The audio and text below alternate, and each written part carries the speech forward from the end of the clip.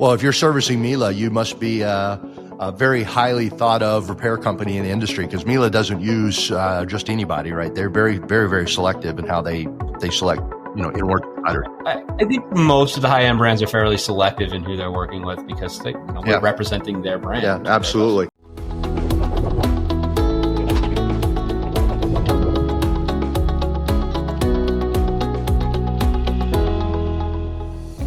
Okay, welcome back to Covered by New Leaf. I'm Sean Hicks, the CEO of New Leaf Service Contracts.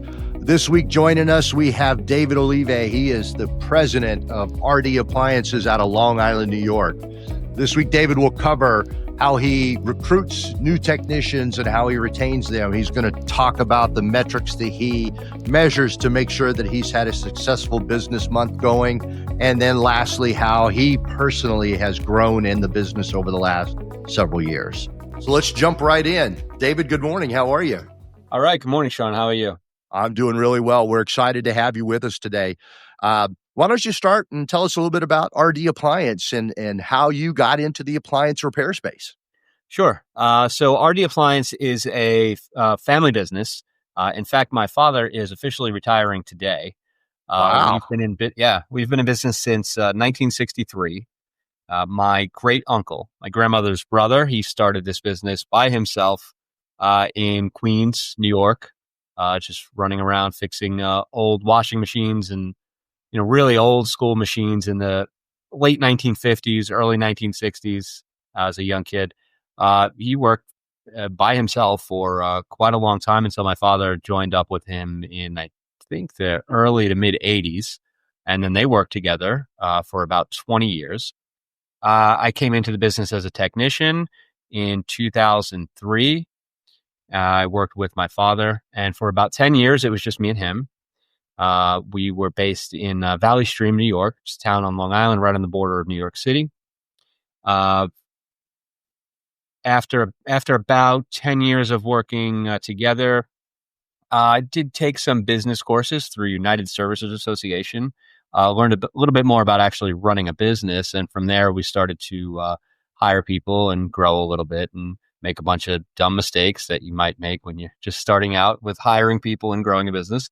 But, over the past 12, 13 years now, we've grown quite a bit and become fairly well established to service all of Long Island and majority of New York City for both residential and commercial appliances. Outstanding. Outstanding. How many technicians do you run today? We have 6 technicians today. Okay. And then you obviously have an office staff that helps you take phone calls. And we do. Yeah. A couple of people in the office. We try to keep everything as efficient as possible. We don't want to overstaff with things that are unnecessary. We're even working on some AI stuff to help with that. Very cool. Very cool. Now, from an appliance servicing standpoint, is there a brand of appliance that you do not service, or do you service all brands? So for residential appliances, we focus on higher end products. Our market here on Long Island in New York City, there is a fair amount of people in the higher end demographic, and that's been our target. It seems to be the most sustainable portion of the market for the long term for us. Yeah. So when you say high end, you mean Wolf, Sub-Zero, Viking, those types of brands, correct? Right? Yes, that type of product. Yeah. Awesome. Okay. Yeah, and that's obviously I agree with you. My company does a lot of work in that area, and I agree it's a very much a high end market in general. So from that perspective, and you've got the technicians that are out there, how do you handle all of New York? In New York City and Long Island. I mean, Long Island's a long way out there to the point, right? And then the city is traffic. And how do you do all that? So, we zone our techs, and most of the techs will work in a zone close to their home for the most part, as much as we can. And because we're fairly selective on what we're servicing, although there's, maybe 5 million people in our overall geographical area that we're servicing, not every one of those homes is our customer. So we're selective in what we service. So it's a large area, but the number of service calls we're doing is, limited by choice to the types of products we want to service. So it's not as overwhelming as you might think with that many people in such a large area. Right, right. Okay, makes sense. Makes a lot of sense. Now, with your the brands that you service, those are all high end. You have high expectations from your customers. How do you keep your technicians that you have out there trained? Right, because training is going to be a critical component of this because you've got all the new products, all the new computers that are in them. I mean, it doesn't seem like you can't buy a washing machine or a range without a computer in it these days. No, you cannot. So from the get go, we have a bit of an in house training program. So we'll sit down for the first week or so in the office and focus pretty extensively on fundamentals. We're going to start with learning electricity, learning about gas and water, just basic components. What is a relay? What is a transformer? How do boards communicate? That type of education. And then from there, they'll ride along with other technicians or they'll come back into the office periodically to do some more training on fundamentals. We couple that with manufacturer training when it's available. But we are looking for people who have a natural aptitude for that type of work. It's not for everybody, and it's certainly not the old school type of mechanical work that many people think it might be. It's much more computerized, like you said. And you really have to have a pretty good understanding of electronic controls, to excel at this. And so we're pretty heavy on training. We don't spend a lot of time necessarily on training, or a long time frame. We have an expectation that techs are going to get out on the road at least to start doing some service calls within 6 weeks from hiring. And yeah, we just keep ongoing training. And on the other side, the customer service portion of the training for the technicians is also fairly extensive. Again, the demographic we're working with has fairly high expectations of customer service quality. And so there's a lot that goes into a quality high-end technician from both the technical perspective and the customer service perspective. Right. So from a customer service perspective, I'm assuming your guys all wear uniforms. They all have the RD Appliance brand on them. They may wear booties when they go into the home, that type of stuff, right? I mean, you're very Correct. careful about how you work with the Yeah. consumer. And We have a pretty detailed step-by-step process on what the technicians are supposed to do from dispatch to arrival and the way they're going to speak to the customer and present the estimate and close out the job. All of that is very detailed and focused on making sure that the customer has a good experience. And also, we're not scratching anything in the kitchen or damaging anything. right. Yeah. Yeah. No, I understand. It's the high end consumer is well, let me back up. It seems like every consumer is a high end consumer these days, right? It doesn't matter whether they spend $1, if they spent $10,000 on appliance. Consumers in general have very high expectations these days. So, well, one of the things that I forgot to ask about early on was when you got into the business, did you have I guess a mechanical aptitude yourself? Did you follow your dad? What was kind of the deciding factor for you to decide to get into the business? Yeah, I mean, I've always had a mechanical aptitude, and of course, growing up, with my father being a technician, I was with him on the job, and I learned a lot of my mechanical skills from him. But it is a natural inclination that I have. Uh, so yeah, I mean, that's how and why did I get into it? Honestly, I wanted to not work for someone else. So that's the primary reason I'm in my own business here. Yeah. Yeah, no, it makes a lot of sense. I'm with you 100%. I don't want to work for somebody else either. I've been doing this for 15 years on my own now, and it's you when you're making the decisions and you're doing it your way, it's an important piece of the overall business, right? So, obviously when you got into the business, you were young. One of the biggest problems that I keep running into in this space is that there's not a lot of young people going into the appliance repair space. Appliances are never going away, right? I'm not sure how old you are, but I grew up on the Jetsons, right? And so you would see them put in the stuff in the microwave, press the button, and they'd have their food, right? I don't think we're anywhere close to that. We're still a long ways away from being able to, just get a meal out of a box like that. And I just, what do we do to bring more young people into the appliance repair space? So, I mean, I think a large part of that problem is that in a certain percentage of the industry, the technicians are not paid very well. So it's not an attractive field for people to go into. So here, in New York, obviously we have a high cost of living, so we have to pay a fairly high wage. But that was one of the things that we looked at when we started to hire. I said, we want to be able to pay more than anybody else in the area so we can attract the highest quality people and keep them so they're not going to learn here and go somewhere else.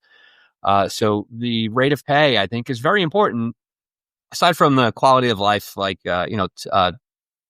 family time, work-life balance, all of that, which I think younger people value. I mean, everybody values that, but I think it's a big deal for younger people more so than older people maybe. And, part of that is making sure we're charging the appropriate rate so that we can pay what we need to pay and offer benefits. And I think that's a huge problem in the appliance repair industry, specifically charging the appropriate rates and making sure you have enough money coming in to keep all of your employees where they need to be. Yeah, I agree. Before I got in the TPA space, I used to run technicians at Sears and Montgomery Ward, and we used to have those discussions every year about trying to, set the COD rate, right? The cash on delivery rate. What am I going to get paid when I walk in the door? And allowing, making sure that technicians were comfortable in charging what they were worth, right? Because I think a lot of times technicians don't believe that their skill is really worth what it is, right?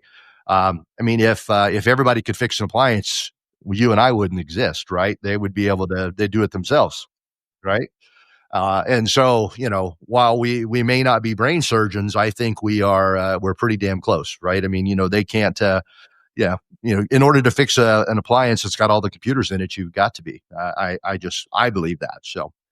Well, there was, I'm sure you're familiar with the book, The E-Myth, right? Was it Michael Gerber wrote E-Myth Revisited? And so one of the things he discusses in there is, the different mindsets that, a business owner might have. And from a small business perspective, with just a couple of techs or one technician or, which is the majority of this industry, by the way. I think most of those people are stuck in the technician mindset. So they're very good at what they do, but they don't have that sort of managerial or entrepreneurial spirit or understanding of charging, right? They think, I'm a technician, I'm good at this. Why should I charge a lot of money? It just takes me 10 minutes or something along those lines. Yeah, you're right. If I'm in a home for 10 minutes and I'm wanting $200, is the value there? And I'm one of those that says, yes, the value's there. And, you should get that, right? I think that is by far probably the biggest issue that we see in our business today. So in your world, do you do all three types of repairs? You do in warranty, TPA business, and COD? Do you do all three? Yeah, so primarily COD and factory warranty. We do a little bit of TPA, but not. It's a very small percentage of what we do. Okay, got it. So, and I'll explore that with you here in just a minute. So, on the in warranty side, you service all of the high end brands. Not all of them, but a few of the larger ones. We work a lot with Miele and BSH. Those are the two we work with most frequently. There's a couple of others, some sort of boutique brands like LeConte and Ilva, those types of brands. And there's a variety of others. We don't hit all of the high-end brands for warranty service, but we do service all of the high-end. Well, if you're servicing Miele, you must be a very highly thought of repair company in the industry, because Miele doesn't use just anybody, right? They're very, very, very selective in how they select. I think most of the high-end brands are fairly selective in who they're working with, because we're representing their brand to their customers. So. Yeah, absolutely. So one of the issues that I run into a lot when I'm talking to servicers that do in warranty repair, particularly on the major, let's say the 5 major brands, the GE Whirlpools, those, you're not servicing those, but, they struggle with what the amount of money is that they get paid by the manufacturer for those. Do the high-end brands do better than, say, the opening brands out there? I mean, in general, they do, but I think, it depends on how you're looking at it. And there's certainly 2 models for in warranty work. The model we work off of is warranty work is maintained at a fairly low percentage of the work we do overall, because, the rates are not necessarily profitable by themselves. Warranty work can act as a loss leader to generate COD work, as referrals from the manufacturer or relationship with dealers. And, those warranty jobs still have to be completed in a timely manner, and customers treated just as well as a COD customer. But if you're looking at the rate alone, unless you're doing a very, very high volume of warranty work, I don't think it can be profitable by itself. Now, there's other models that will do almost exclusively warranty, but they're working on volume. Right. Yeah, we spoke with another servicer a few weeks back that was a Whirlpool only branded technician, or his company was Whirlpool branded only. And in that model, he was, to your point, high volume, parts provided, all of those types of things. And that's, it was working for him. But, and then, you said that a small percentage of your repair was TPA. And so obviously I'm a TPA, and I'm going to make the leap and say that the reasons you probably don't work with TPAs a lot is because we don't pay as well as COD. I mean, the short answer is yes. There's that, and then there's very little conversion from TPA to a COD customer, right? So an in-warranty job from a manufacturer, that warranty is up in a year, 2 max, and then they become a COD customer.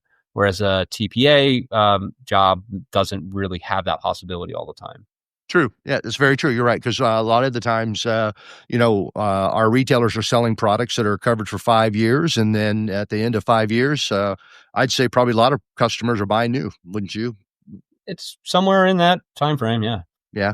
5 to 7 years these days, I think, is probably the extent of appliances. When I grew up, appliances lasted for 20 years. I sound like I'm 100 years old, now when I say those things. But it's true. Yeah. Yeah, it is true. It's very true. So on the COD side, obviously you're using the in-warranty to convert to COD jobs, which is a great, I'm going to say a low-cost marketing effort, right? Because you're getting those jobs from your COD partner, from your in-warranty partners. What do you do to generate additional COD jobs? If in-warranty is a small piece of your business and you're trying to get COD as the big piece, what do you do to grow that piece of the business? Primarily we try to do the best job possible for word of mouth marketing, which is zero cost. We don't spend a lot of money on marketing in general. During a slower season, we may turn on a pay-per-click ad or something like that. But for the most part, we're working off of word of mouth and referrals and organic searches through, Google and all the other normal organic channels. We have developed fairly strong relationships with most of the major dealers in the area. So we get a lot of referral work from them as well. But we've generally just focused on making sure our work is very high quality. So we get referrals from all sorts of different avenues. Got it. Well, that's fantastic that you do such I'm going to say a good job, or your technicians do such a good job when they're in the home that you're able to get that type of referral business. So, obviously, my company focuses on retailers. We try to get retailers to sell TPA or sell service contracts. And you work with a lot of retailers in your space. Do you reach out to those retailers yourself? Or are they reaching out to you? How do you build those relationships? I mean, initially, before you are established, your job is to go around to every place you can find and introduce yourself and your company and try to build that relationship. The more established you get, the more contracts you have with manufacturers, then that will naturally occur. But I think if you're just starting out, that's the only way to do it. You got to put in the effort to make yourself known and try to get that work. Yeah. Yeah. And I imagine there's, in the early days, there's probably quite a bit of that going into the retailer and making sure that they know who you are and how to get hold of you. And yeah, I could see that'd be a big piece of the job. And so are you looking to grow more? You're at 6 technicians today. Do you have hopes of being at 12 in 5 years, 10 years? Do you have? We do. We have, we have a growth plan in place for over the next few years. We're looking for more growth than we have currently. Mostly deeper into the existing market, not expanding territory per se. We're also getting into commercial service, which is a new division for us. We have a new commercial division. It's been about a year or so, but that's another expansion point for us within the existing geographical area.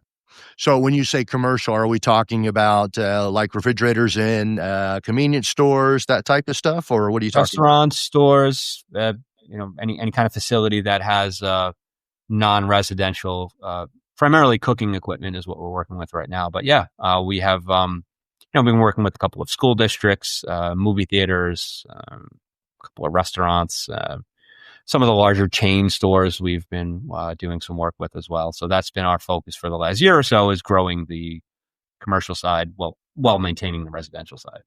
So on the commercial side, are you able to charge more for your technician skill than you are in the residential side? Is that the reason for the switch, or what's the driver behind it? So in general, yes, the rates are a bit higher on the commercial side. It's it's a little bit more demanding, especially from a time perspective, right? But we've seen commercial tickets average about double what our residential tickets average, which is pretty good. And I think that actually is saying a lot, because in the high end residential market, the ticket average is already pretty high versus the lower portion of the residential market. So yeah, commercial work is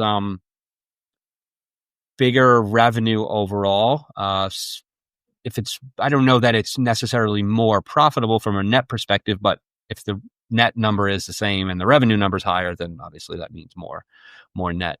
But it's just another point to grow into. And from a long-term perspective, a few years ago, so actually let me step that back a little bit. About 15 years ago, we made a conscious decision to shift towards high-end service as our primary focus, right? For sustainability reasons.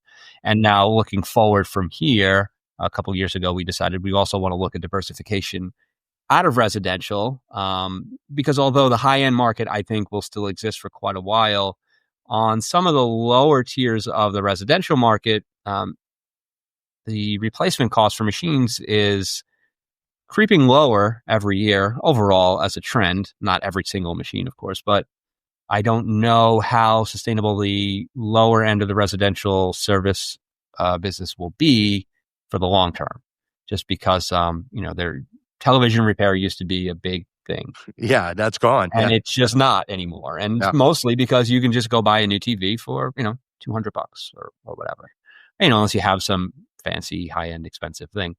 But we're looking to be in business for a long time. So we're diversifying our revenue streams to make sure that can happen. Sure. Makes at a profitable margins. Yeah, absolutely. I know everybody always talks about, doing jobs at a loss and then making enough in volume, but that doesn't doesn't work. And I think it's great. At some point that's going to stop working. Yes. Yeah, absolutely. So, on the side that you're working on, you're doing high end, and then you're doing commercial, right? You're doing the residential and commercial. There's obviously differences in the parts that are a part of that, right? How do you deal with the part side of that? Are you able to source parts at local parts depots? Do you stock a lot of parts? How do you handle the part situation? So there aren't really very many local parts suppliers here on Long Island. Anyway, there's one location further out east from where we are for residential products, but they don't have everything we need. So our truck stock is, maybe 40 or 50 of the most common parts that we use. And then, we're ordering whatever we need. We do a pretty good job of pre-screening the jobs and pre-diagnosing and ordering ahead of time what we might need to finish the job and try to get them done in one trip. So we have, a system of pre-ordering the parts and then returning what we don't use. Seems to be the most efficient way to do that. The cost of returns and restock fees is less than the cost of additional trips. Yeah. Trying to get to the home the second time, or potentially even the third time, if you have to order parts again, gets horribly expensive. I understand that. Definitely understand that.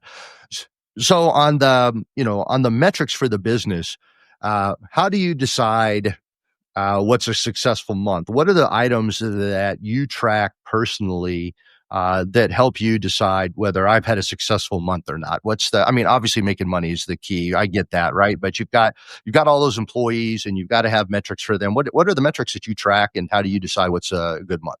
Yeah. So the number of jobs we've completed is certainly important, right? The conversion rate, which we're in this context, that means what percentage of the jobs have the technicians gone out on that becomes more than just a service charge. Okay. They've successfully sold a repair.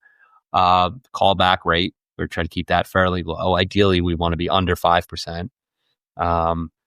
those would be the three primary things we're looking at for technicians. And then on the office side, we're looking at the call booking rate and things. Got it.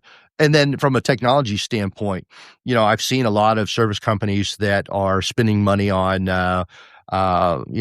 fancy systems inside, putting, trackers on trucks, having handhelds in the trucks.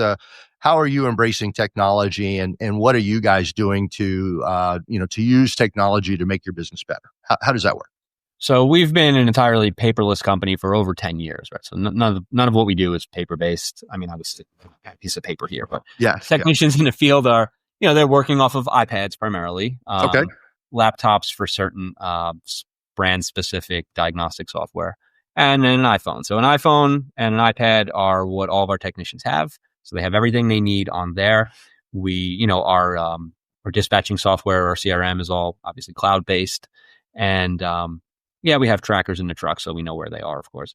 But I think we're fairly advanced as far as technology goes for an appliance repair business. The customers will get a dispatch notification. They can click on a link and see where their technician is and how long it's going to be before he gets there. They get a little photo of him.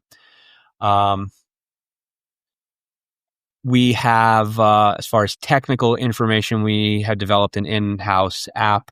So the techs can see all of the different links for all of the portals they might need to log into. They have a list of all the passwords and all of that kind of stuff, because we service a lot of brands, and every one of them has their own parts lookup or technical documentation and tech support. So all of that is centralized into an app that we use for the technicians. Gotcha. Okay. Well, it sounds like you've really embraced technology. If you've been paperless for 10 plus years, and you're already using iPads in your trucks and iPhones, sounds like you guys are really embracing, technology. Do you use Service Bench or Service Power? Do you use either one of those tools? I mean, we use those for submitting warranty claims. Our CRM is Service Titan. Service Titan. Okay. Yep. Yeah, so Service Titan is connected to Service Power, if I'm not mistaken, is it not? No, it's not. Interestingly, Service Titan doesn't have any integrations with the appliance repair industry. Ah, okay. Well, that's I guess that's one of the things you and I ought to work on together. Yeah. So, obviously, your dad is retiring today, so congratulations to him and all the time that he spent in the business, and he's turning it over to you. Do you have any kids that are going to come into the business? I have children. Whether or not they're going to come into the business will be their decision. I would like them to, if it's a good fit for them.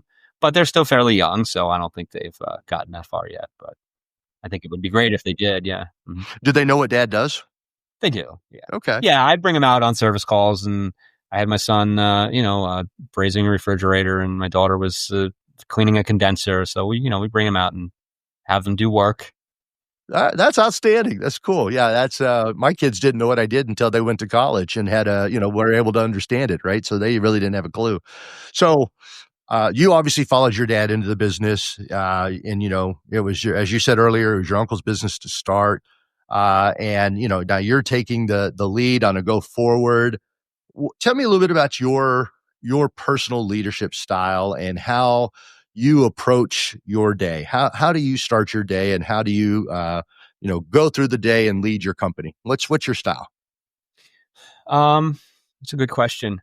It's funny because in 2018 I went to I got a scholarship to the Goldman Sachs 10,000 Small Businesses program, right? And one of the modules that we went through for that was leadership style. Still not something I'm entirely sure I've figured out, but I'm fairly laid back person. I try to approach any issues with employees from a very rational perspective. I don't yell or get angry or anything like that. We sit down and discuss whatever issue might come up. Don't bring emotion into it, right? Emotion doesn't help anything. Yep. No, it certainly does not. Mm-hmm. I try to approach leadership from a way that I would feel comfortable working under, right? So I wouldn't want to work for somebody who's a maniac or a disorganized company or something that might be considered unfair or unreasonable. So everything we do is based around making it appealing for people to come work for the company. So, one of our core values in the company is mutual respect, right? And so I would like to be held accountable to that as well, because that's one of the values that I think makes the company successful. And so, trying to approach any kind of concern with, respect and rational discussion. Sure. It sounds like you guys are doing quite a bit when you think about the fact that you have core values, right? You obviously must have a mission, and where did you learn those things? Because those are pretty unique in small businesses, right? That people actually have missions and core values, right? Sure. Yeah. A lot of times people just get up and go to work, right? And hope they get the day through. So in that Goldman Sachs course, that was one of the things that we went over. But of course, I was familiar with that concept before that. It is kind of funny though. I think back on it, and I remember for a long time I thought, I don't know, a mission statement, like we're just going out and we're fixing machines. We don't need to have that. It's just kind of a waste of time. And I thought that way for a long time until I decided one day, let me sit down and write this out. Let me figure out what values are important to the company, and let me write a mission statement and a vision. And, as soon as we did that, putting those core values on paper and now up on the wall, I think just psychologically makes a huge difference, because now you're looking at it and you're saying, well, I said that this is what we're going to do and this is how we're going to approach things. So now I have to do it. If you're going to be, have any kind of integrity, if you're going to put that up on the wall, you have to follow those values. And just having it there in front of you just makes an enormous difference. And it didn't seem that important to me a long time ago, but obviously that was incorrect.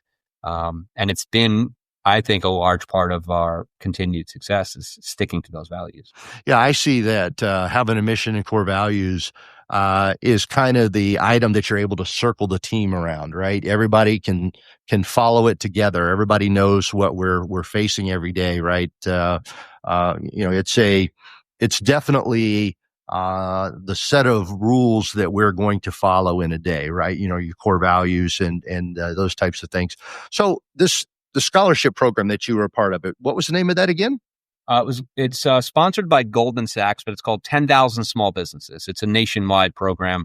I did it here locally in New York at LaGuardia Community College. It's about a 9-month program. Very, very extensive, very in-depth, almost like a very condensed base level MBA type program. Like just really well done with high quality professionals coming in to teach the course from all different walks of life.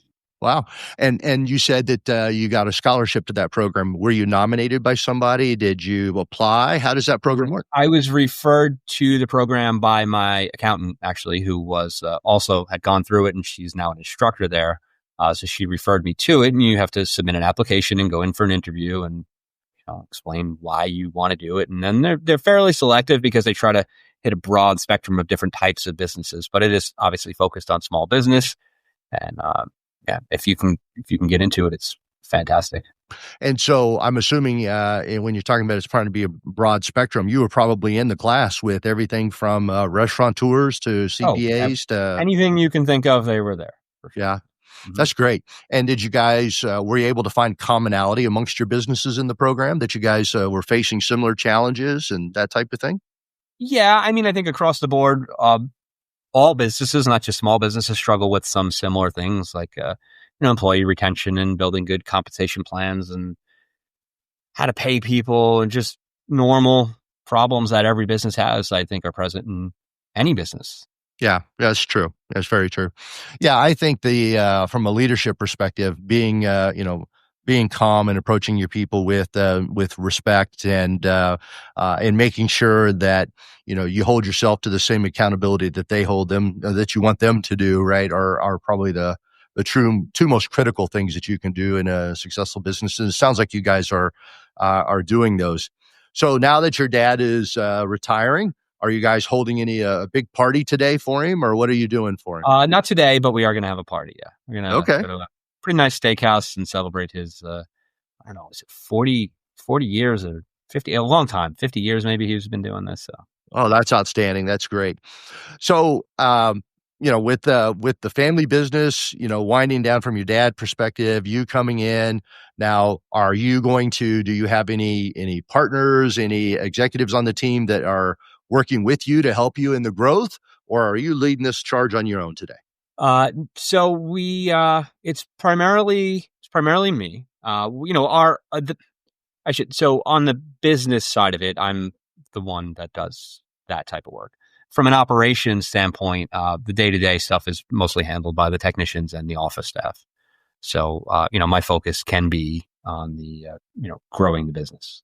So I got you. So when a technician needs technical support or that type of stuff, you've got a technician that steps in to help with that type of thing, and then, or they go to the manufacturer for assistance. You're not dealing with that on a day-to-day basis. Well, I am sometimes. I mean, I do have 20 plus years of technical experience, so there are certain things that just nobody else can really answer. So some of that comes to me, but the technicians do work as a team, which I've encouraged. So, they're on their group chats and they call each other for questions. And we do have a couple of technicians that are more experienced, and they're the ones that the other techs go to for questions. And if they don't have the answer to that question, then maybe that'll come to me. Got it. Okay. All right. Yeah. Because I could see pretty quickly you can get yourself kind of bogged down in the technical side of that if you don't have that type of an environment. Well, that's why we had to develop that. Like, look, you two guys are going to be lead techs, and the other technicians are going to ask you questions. If you guys can't figure it out, then come to me. But we don't have everybody coming to me necessarily all day long. And I don't, I shouldn't. I don't want to give you the impression that if somebody calls me, I'm not going to answer, because I will. I'm answering everybody that calls me because, it's important. I don't want them out there struggling if they can't get an answer from somebody else. But we do try to, have a structure in place so that I don't have to be the one all the time. Sure. No, it makes sense. Makes a lot of sense. So, David, with what you've got going on, maintaining that family life balance that you talked about early on, making sure your technicians get to manage that. Who steps in when you're out? Who handles the business when you've decided I'm going to take a week off? Right. Well, I mean, there's really not too much that can't wait a week or so, right? We're not a large enough company to have a general manager or anything like that. So, if there's a week where I'm away, for the most part, everything just runs as it should. Any high-level business questions can wait. If just something urgent, I'll just deal with it. But usually not. So everything operates from a day-to-day perspective pretty smoothly on its own. That's great. That's great. So if you had some advice for service companies out there, let's say, what are the top two things that, David Oliva would say to them? What do they need to do? What are the top two things that, repair companies need to focus on? The first thing I would say is to make sure they have joined United Appliance Services Association, right? So as a little plug for the organization I'm a board member of, our organization is the largest appliance service organization in the country. We're a nonprofit. We put on a convention every year. We have one upcoming in January, and we're going to have about 100 classes, both technical and business, during a week-long session. And that's the place that I learned a lot of important business skills, like how to price things correctly and how to build operations and processes. And if you're not doing that and you're only focusing on the technical, you're not going to grow, if that's your plan. And, I think I saw a little article I posted, which I think is what prompted our interaction, that not everybody needs to grow to a 10, 20, $50 million business. It's great if that's your goal. But, a lot of people who are working as technicians, they want to do their technical work, and that's what they want to do. And I think that's great. I don't think people should feel bad about not wanting to grow to an enormous size. But still, it is important that you understand how to price things properly. So I would say if you're running a business at any level at all, you need to get at least a minimal amount of business education. So you understand what you're doing and you can stay profitable and not have to kill yourself for just a little bit of money. Sure. What would be your second thing that you would tell them? Everything needs to have a process and a policy if you're going to have employees, right? Nothing can be up in the air or vague. And I learned that right at the beginning with some things I didn't know I had to tell people, but it turns out that everything needs to be explicitly laid out, and having that stuff out in paper, an employee handbook and process manual, policy manual, and going over it from day one at onboarding, I think makes a huge difference in expectations. So setting those expectations right from the beginning, so everybody's on the same page about what you're supposed to do or not supposed to do, or what do we do in this situation, I think has played a large part in our success as well, because we can keep things running smoothly. Everybody knows what to do. And if there's ever a question about, well, was this handled correctly or not, we can both refer back to that policy and then further back to our core values to make sure everything is in alignment. Yeah. So the United Services Association, that's obviously an organization you've been a part of. You're on a board now. You want to give the dates for your show that you've got coming up? Yeah, it's in January. I don't have the exact dates in front of me. It's the third week of January. This year it's going to be in Kansas City. And you can go to asti.us is the website for that if you want to find out more. But it's a very, very good, high quality organization. A lot of people have grown enormously from being a member. Great. That's exciting. David, thank you so much for your time today. It's been a pleasure. Okay, David, if somebody wanted to reach out to you directly at RD Appliance, would they go to LinkedIn to find you? Do they have a web address? What would be the best place to find you?